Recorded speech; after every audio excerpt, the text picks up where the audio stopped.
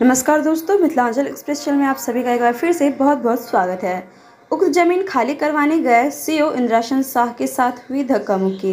दरभंगा विश्वविद्यालय थाना क्षेत्र के अंतर्गत वार्ड संख्या 5 रुहेलागंज में एक जमीन जिसकी कीमत 51,62,500 में खरीदा गया था और कुल जमीन 1 कट्ठा 15 धूर और 4 धूर की है। वहीं शशि भूषण प्रसाद ने नीलामी की गई जमीन केनरा बैंक से खरीदा था। ऋणी सूर्य नारायण रावत ने केनरा बैंक से ऋण लिया था। जमीन पर जब भी चुकता नहीं कर पाए तो केनरा बैंक ने उक्त जमीन की नीलामी कर दी और वहीं आज भौतिक रूप से कब्जा की गई।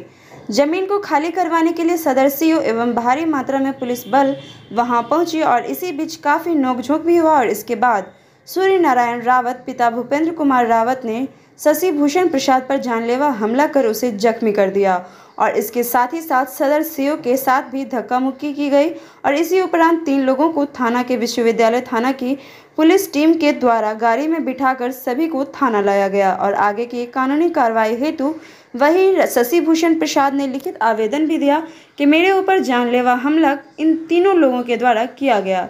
आपको बताते चलें कि दल सिंह सराय निवासी शशि भूषण प्रसाद ने उक्त जमीन केनरा बैंक से खरीदा था और उन्हें जमीन पर केनरा बैंक के कर्मियों के द्वारा फोन कर बुलाया गया था, तभी इस तरह की घटना घटी। वहीं पकड़ाए हुए अभियुक्त भूपेंद्र कुमार उर्फ बिरजू, उम्र 43 वर्ष, पिता सूर्य नारायण रावत पिता स्वर्गीय रामप्रीत रावत, सत्यनारायण शर्मा पिता चंद्रेश्वर शर्मा, तीनों को विश्वविद्यालय थाना के हाजत में रखा गया है।